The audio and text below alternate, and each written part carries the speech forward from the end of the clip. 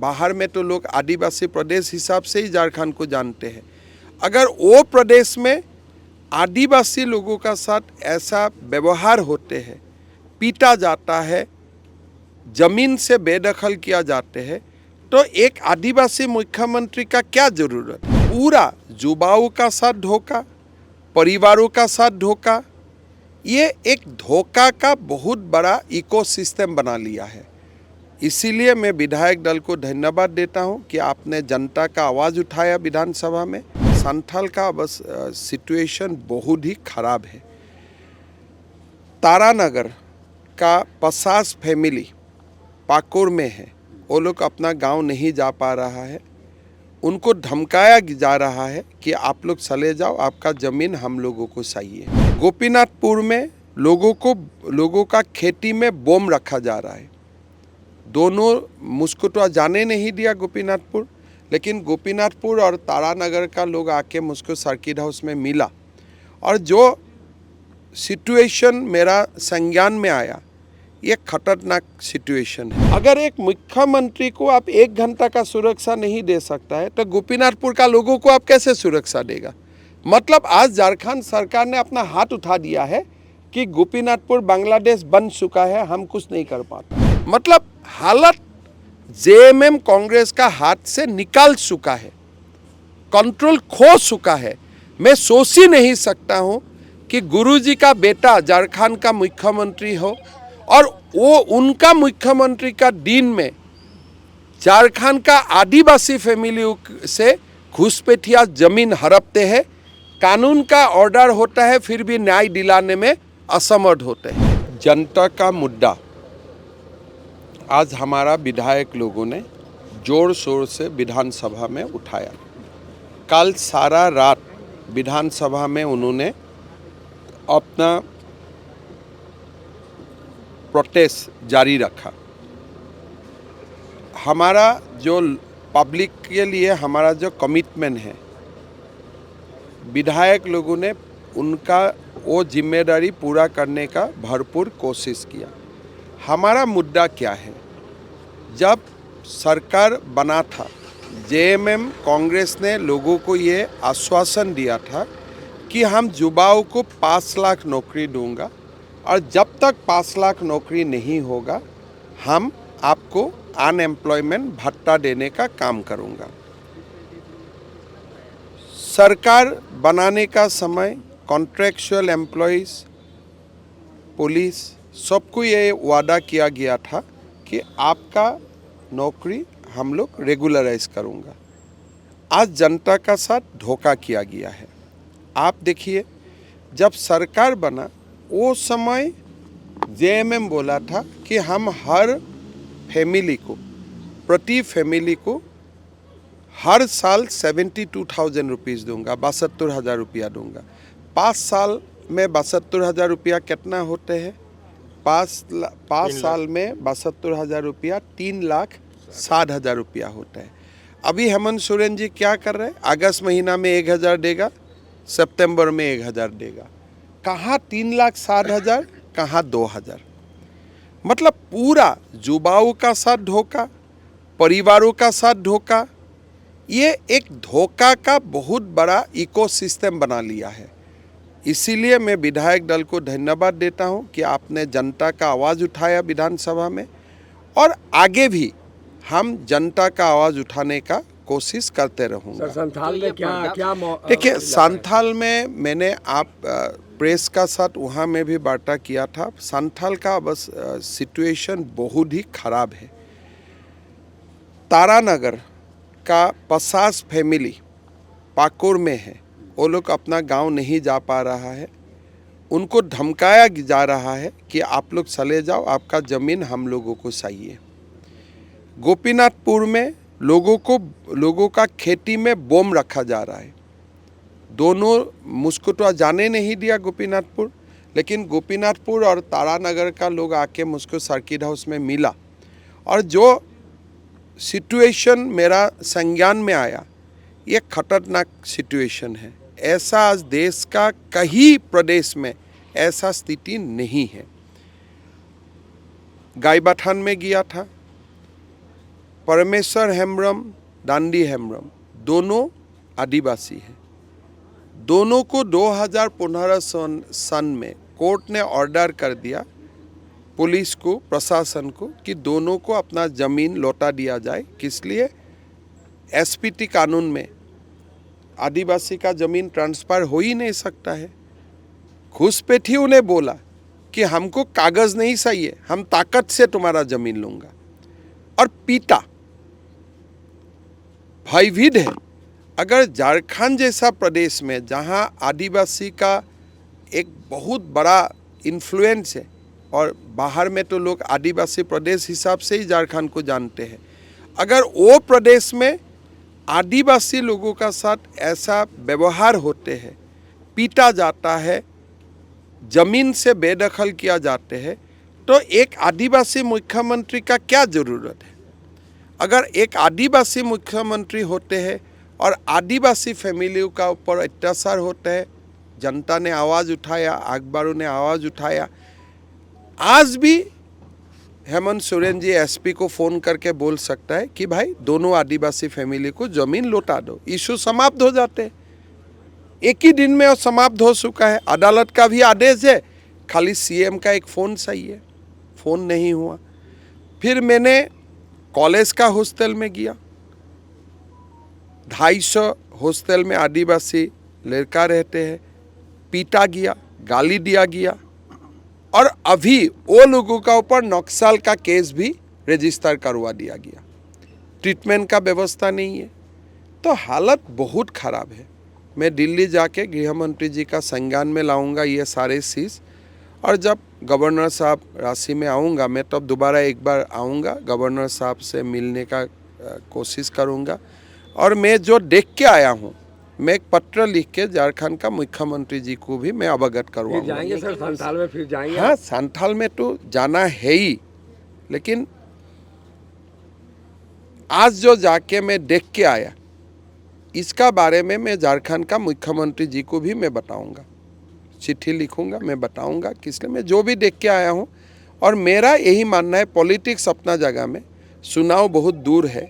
हेमंत सोरेन जी एक सप्ताह में ही झारखंड का आदिवासी फैमिलियों का साथ न्याय कर सकता है, इशू भी खत्म हो जाएगा। उनके लिए भी अच्छा नहीं है चुनाव तक ये इशू रहे। लेकिन जेएमएम तो यहाँ कहते रहती है कि हम आदिवासी और मूलवासियों का ही बात करते हैं, हिमायती हैं, तो आपको क्यों लगता है उसके बावजूद भी? मैंने जो देख के आया, मेरा कोई लगता नहीं है। पहले राशि से मुझको लगता था, अभी तो मैं देख के आया हूँ। अभी मेरा आंखों को मैं कैसे अविश्वास करूँ? लेकिन मुख्यमंत्री जी का इस पर जवाब है कि जो बीजेपी के नेता हैं यहाँ के लोकल, वो डिस्चार्ज हो गए हैं, आप रिचार्ज कराने पर। नहीं भाई, यहाँ में फिल्मी डायलॉग का क्या ज़रूरत है भाई? 2 आदिवासी फैमिली मार खा के पड़ा हुआ है, यहाँ में फिल्मी डायलॉग का क्या वैल्यू है? मैं भी कुछ एक डायलॉग दे सकता हूँ, आप भी राहुल गांधी का रिसर्च लेके बैठा हुआ है, लेकिन मैं ये सब नहीं बोलूँगा। ये हमारा गोपीनाथपुर आपको नहीं जाने दिया गया, क्या उसका कोई तर्क नहीं है। बोले आपका सुरक्षा का आपका सुरक्षा का खतरा है। अगर एक मुख्यमंत्री को आप 1 घंटा का सुरक्षा नहीं दे सकता है, तो गोपीनाथपुर का लोगों को आप कैसे सुरक्षा देगा? मतलब आज झारखंड सरकार ने अपना हाथ उठा दिया है कि गोपीनाथपुर बांग्लादेश बन चुका है, हम कुछ नहीं कर पाता। ये जो चिट्ठी लिखा है मुझको, ये मैं इसको इतना ही बता सकता हूँ, कोई सरकार ये लिख नहीं सकता है कि झारखंड का ही एक इलाका में मैं जाना चाहता हूँ, मेरा पास है एक Z+ लोग वहाँ नहीं जा सकता है, तो आप लोग कैसे जाएगा? साधारण लोग कैसे जाएगा? उनका रिलेटिव वहाँ कैसे जाएगा? मतलब हालत जेएमएम कांग्रेस का हाथ से निकाल चुका है, कंट्रोल खो चुका है। मैं सोच ही नहीं सकता हूँ कि गुरुजी का बेटा झारखंड का मुख्यमंत्री हो, और वो उनका मुख्यमंत्री का दिन में झारखंड का आदिवासी फैमिली से घुसपैठिया जमीन हड़पते हैं, कानून का ऑर्डर होता है, फिर भी न्याय दिलाने में असमर्थ होते हैं। उससे दुख का बात क्या हो सकता है? ये लोग बोलते हैं मैं इशू बनाने आया हूँ, इशू रहेगा ही नहीं। कल आप जाके ज़मीन लौटा दीजिए, इशू ख़त्म। लेकिन जब तक आप ज़मीन नहीं लौटाएगा, आवाज़ उठाना हमारा तो धर्म है ना। लेकिन विधायक भी तो निलंबित कर दिए गए हैं। क्या फायदा है यार, निलंबित हम लोग ये सब देख चुका हूँ। सर, निलंबित से overall, क्या, सर- 5 लाख लोगों का, हमारा विधायक को परमानेंटली निलंबित कर दीजिए, लेकिन 5 लाख युवाओं को नौकरी दीजिए। सर ये मैं विधानसभा का अध्यक्ष महोदय को मैं अनुरोध करूंगा, काल बीजेपी का विधायक को आप परमानेंटली निलंबित कर दीजिए, लेकिन साथ में ये भी ऑर्डर दीजिए। आप तो सर्वोज है। आज मैं उनका भाषण भी सुन रहा था कि न्यायपालिका भी पावर मेरा साथ में है, एग्जीक्यूटिव का पावर भी मेरा साथ है, जुडिशियरी का भी पावर मेरा साथ है, विधान पालिका भी पावर मेरा साथ है। भाई आप इतना पावरफुल है, खाली एक बार हेमंत सोरेन जी को बोल दीजिए कि कॉन्ट्रेक्चुअल एम्प्लॉयज़ को विद इन 30 डेज आप रेगुलराइजेशन कर दीजिए, और 5 लाख नियुक्तियों का आप देने नहीं सकेगा, लेकिन कम से कम एडवर्टाइज निकाल दीजिए। इतना तो स्पीकर महोदय कर ही सकता है ना।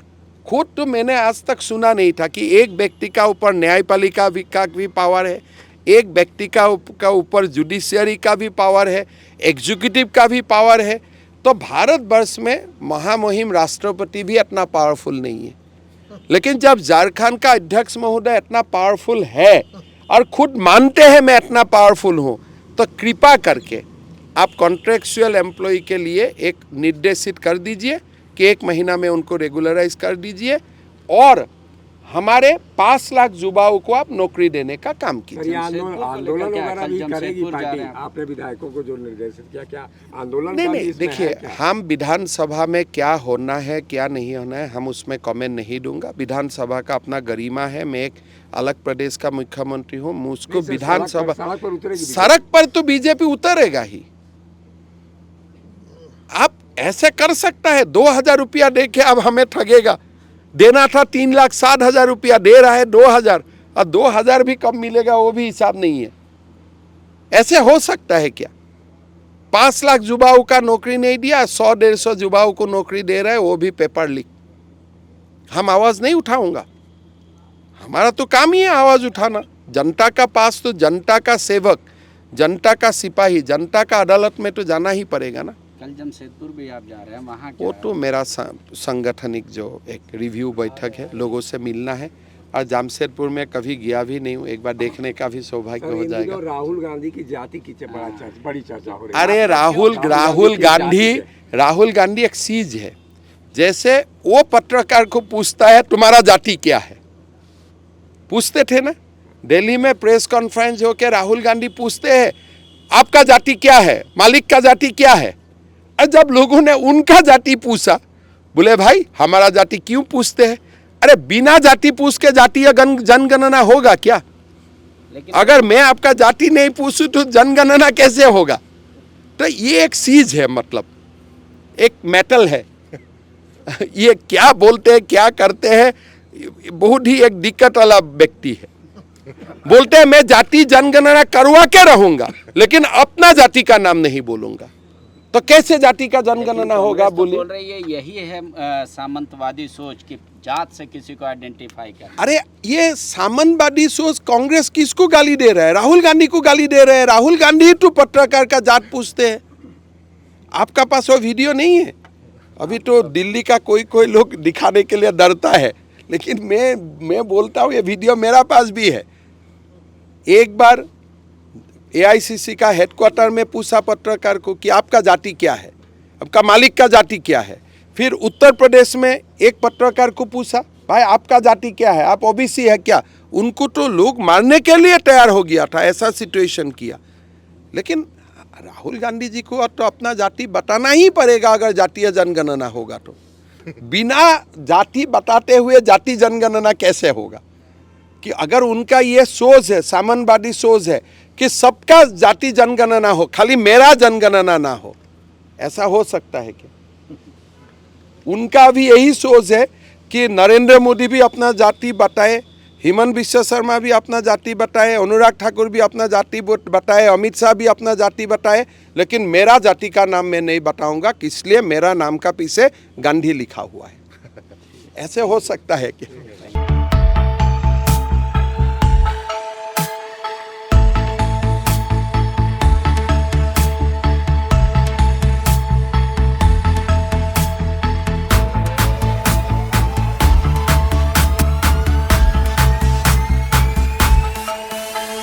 बायोम मेडिकल प्रिपरेशन का एकमात्र संस्थान जहां है complete digital classrooms, individual doubt counters, video lectures, student tracking system, library facility, 100% result oriented rankers batch, study package and class notes in PDF. thefollowup.in. Like, share, and subscribe. www.thefollowup.in